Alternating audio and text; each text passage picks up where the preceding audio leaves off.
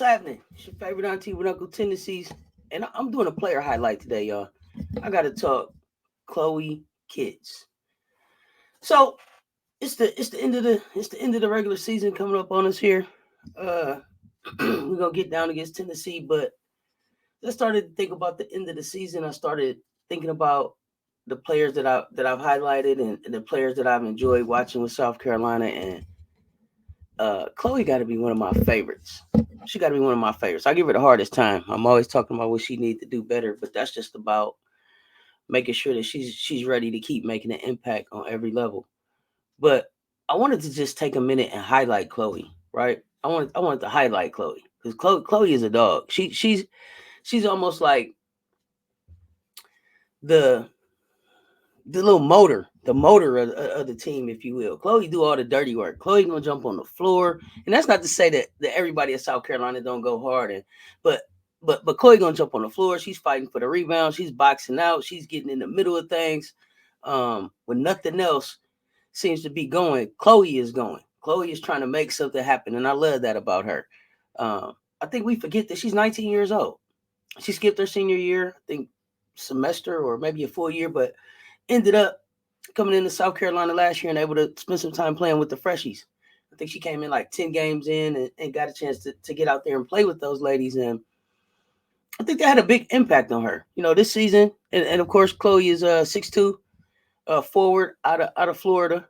Uh, she's averaging 9.7 points, 6.3 rebounds, and 1.7 assists, shooting about 53 from the floor. She plays so well out there on the floor with Camila Cardoso. Um, they play off each other very well, and I think that'll help her as she grows into playing, next season with Walker, and then of course seeing Fagan and how we're gonna use some of the players next season. But um, really just a special part of what our team is, but very underrated and undervalued. She gets pushed around sometimes. She get pushed off her spots. I want her to get a little bit stronger, but got all the heart in the world. Got all the heart in the world and a scrapper. That's the other thing I like about Chloe. She a scrapper. It ain't she all heart. It ain't no punk over there. Chloe gonna give you her best every time she's on the floor. And she's got a pretty high basketball IQ, right?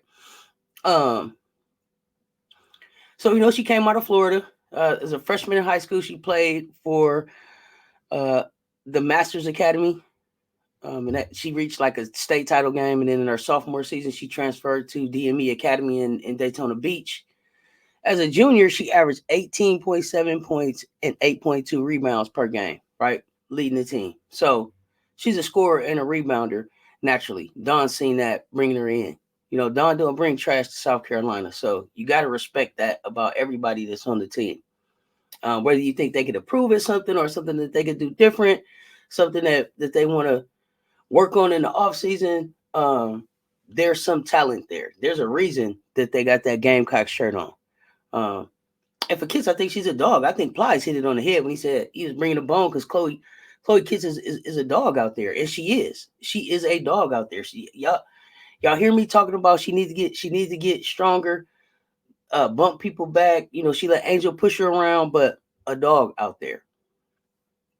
So like I said, she graduated high school a semester early, went right to college. She came in, like I said, 10 games into last season. She didn't do a lot of scoring, but she gave her a chance to get her college legs, get some experience playing with the freshies, filling up other parts of the stat box. She worked hard over the summer and really improved her body and her game to earn a starting spot ahead of junior Sanaya Fagan, who I keep trying to make her a sophomore this year. I don't know why, but junior Fagan. Uh, and she's a perfect complement for a variety of playing styles. I already said how well she plays with Cardoso, but she also plays really well with Watkins.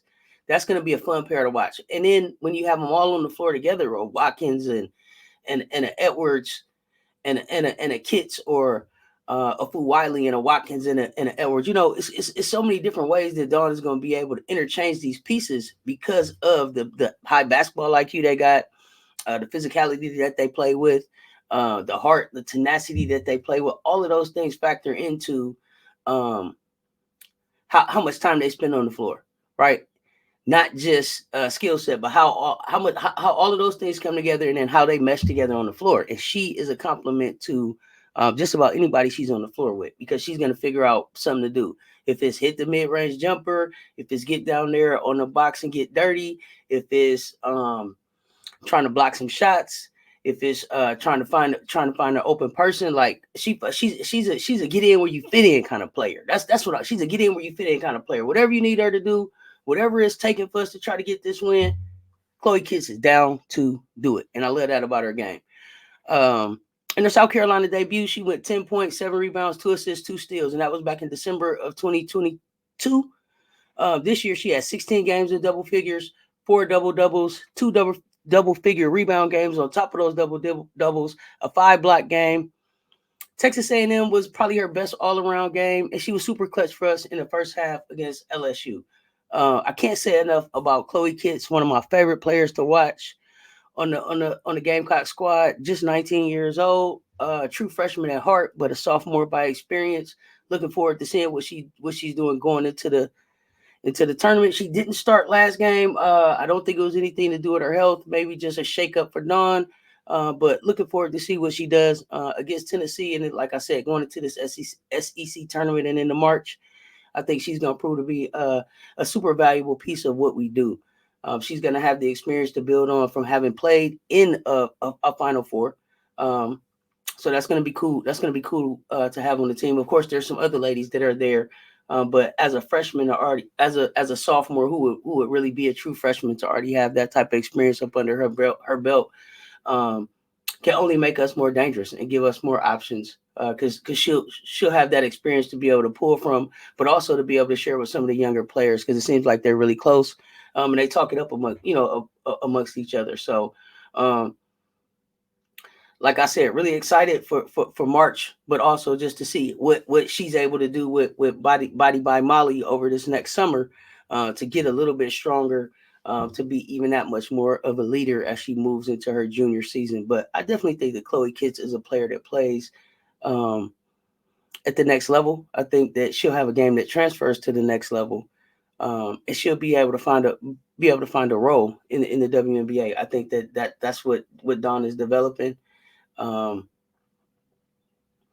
She shoots pretty good free throws. Like I said, she rebounds. When I'm looking at what she did this season, 291 points so far, 198 rebounds, 58 assists, 18 steals, 22 blocks.